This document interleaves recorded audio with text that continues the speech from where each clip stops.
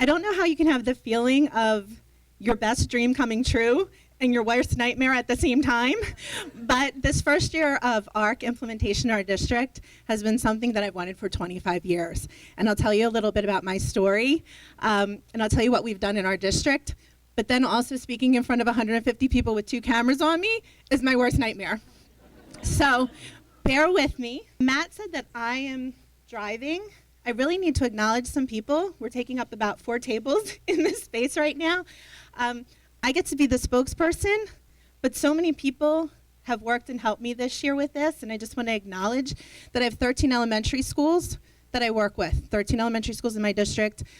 Between today and tomorrow, I will have the coach and the principal from every school here with me today. So I just want to acknowledge them and their hard work. The principals, can you raise your hand? The coaches, can you raise your hand? I was sitting towards the back. My superintendent was here. She needed to go to a meeting tonight, and we're about 90 miles away, so for her to get there, she just had to leave. But we're the school district of Lancaster. Like I said, 13 elementary schools.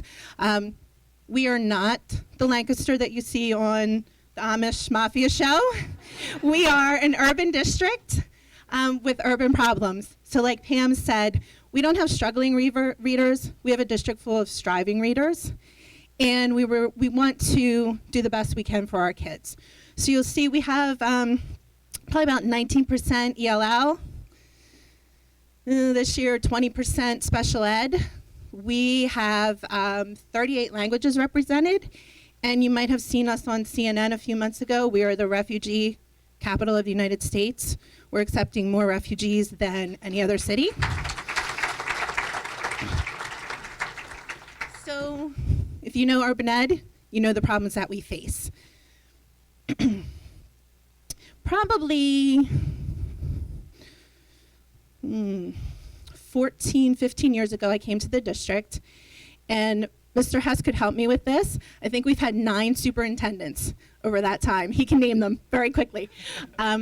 We've had assistant superintendents, we've had directors of elementary education, and our superintendent that just left came and has been with us 2 years. And when I met with her for the first time, she said, "What is going on with literacy?"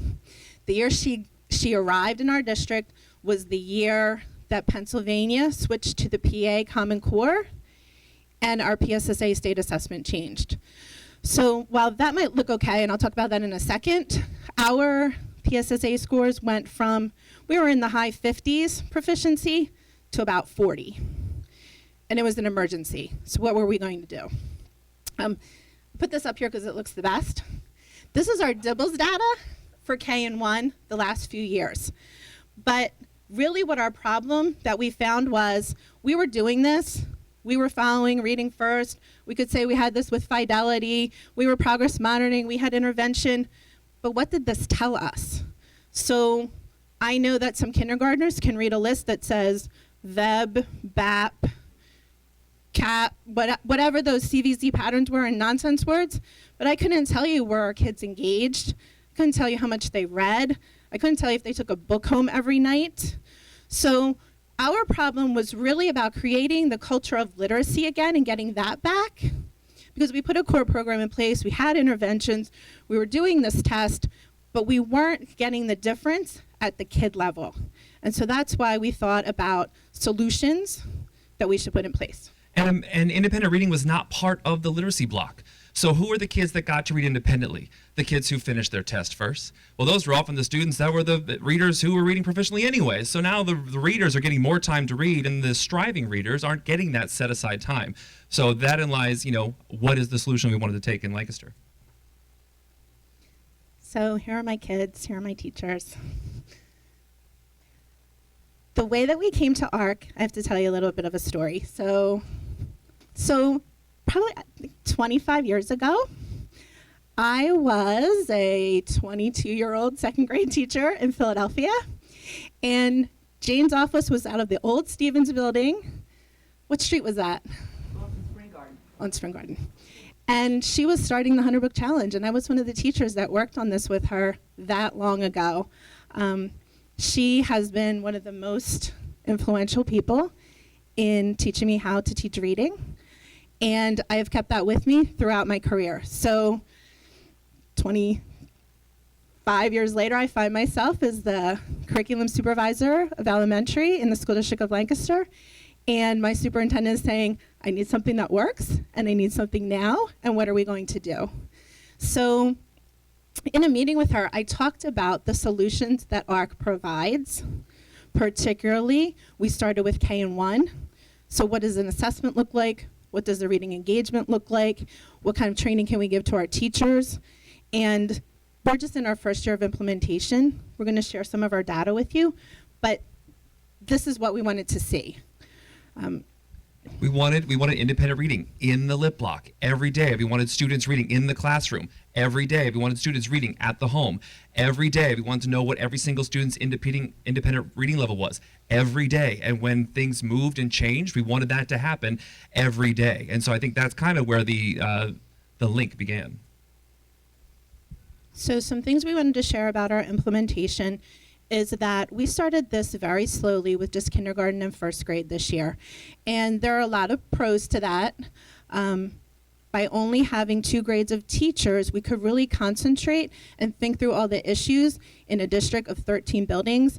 It's approximately 80 classrooms worth of students that we have in this program this year.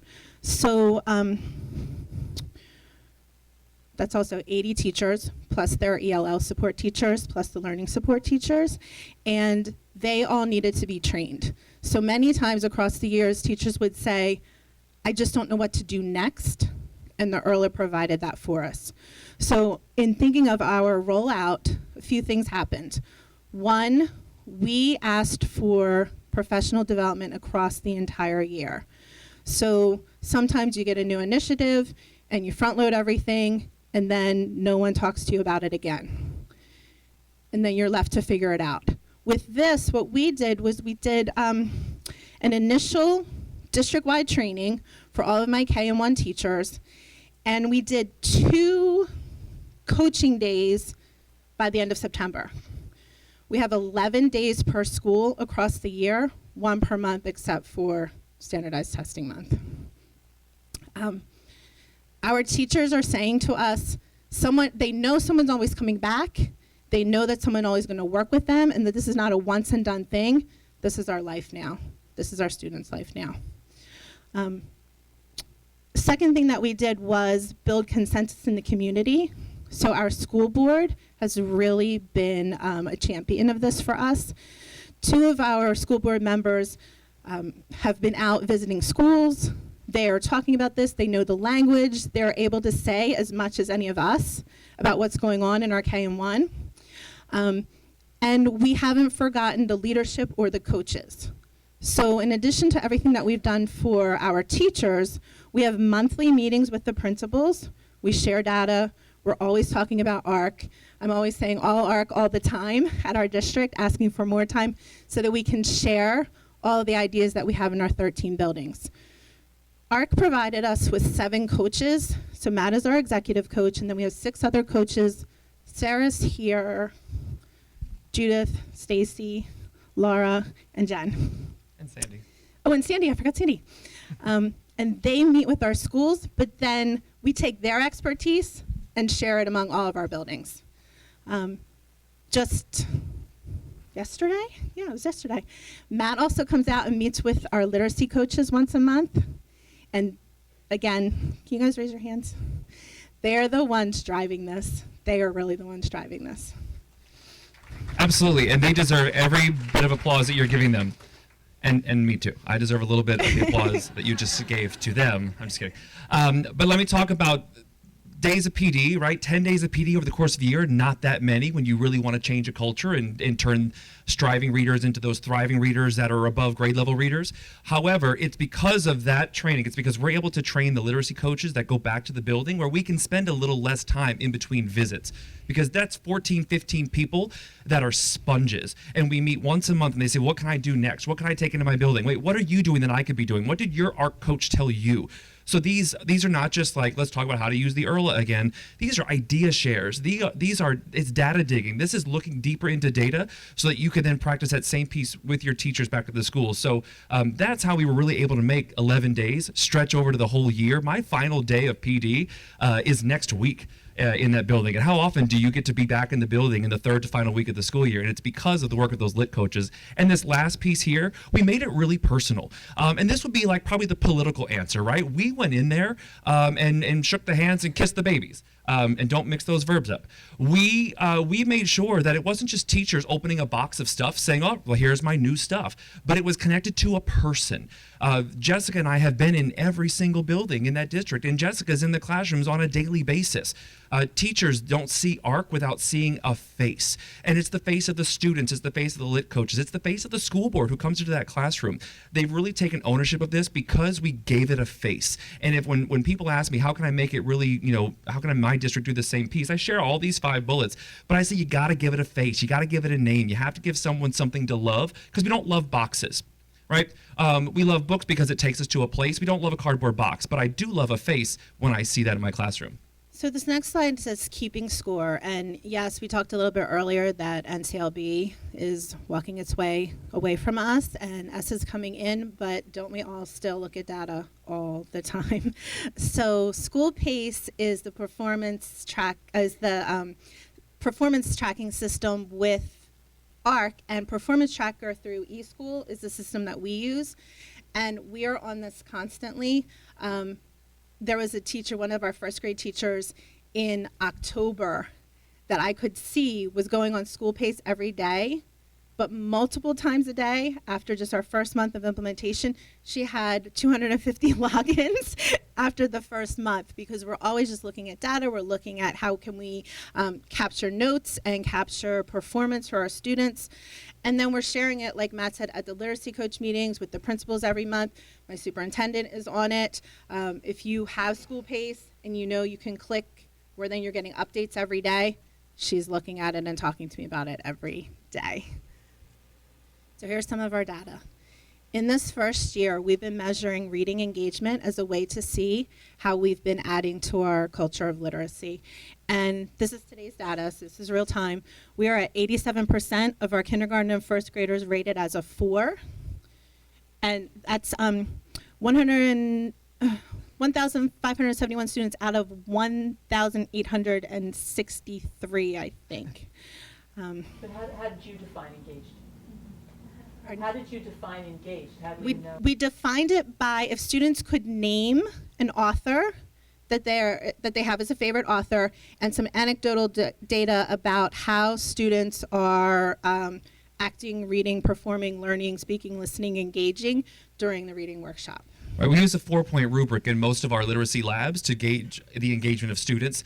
In first grade, it's a simple yes or no. It's a light switch. It's are you engaged or are you not? And when a teacher conferences with a reader, we simply ask the student, so do you have a favorite book or a favorite author?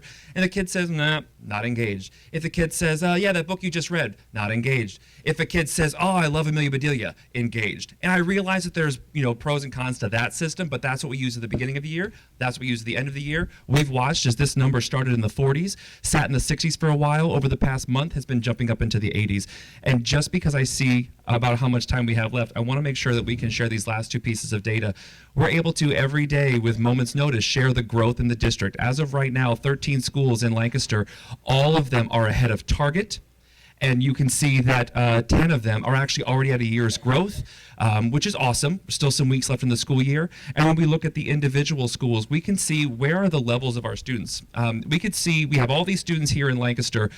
This chart lets us know roughly where their levels are. If you see in the green means great. The green means you're on or above level. And the boxes of yellow means you're just one color level behind. And that's the area right now where we're putting our focus. I want to share one really cool thing. On April 30th, we had 350 students in these yellow boxes. 350 K&1 reading 1 level behind. As of yesterday, that number was down to 279. Awesome. As of this morning, that number was down to 271. As of an hour ago, that number is down to 266. That, yes. That is because of the improvement science. We looked at the data, we saw where the problem was now, we had an idea that perhaps we could tackle this one thing using a couple systems, buddy reading being one of them. And then we put that into the classrooms. And when teachers know what to look at, they know what's important. I quote Dr. Wilhelm all the time. Students know what's important based on how much time the teacher spends talking about it. The teachers know how important this is, and we're watching the numbers go down by the minute.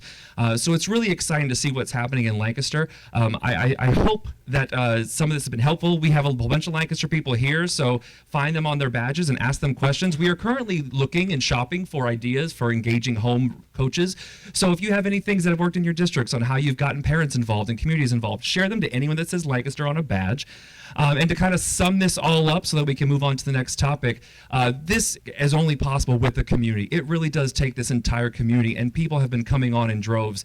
And so while there are only a handful of people in here that can raise their hand when they say they work for the School District of Lancaster, I hope that all the hands go up when we ask you all to be our neighbor.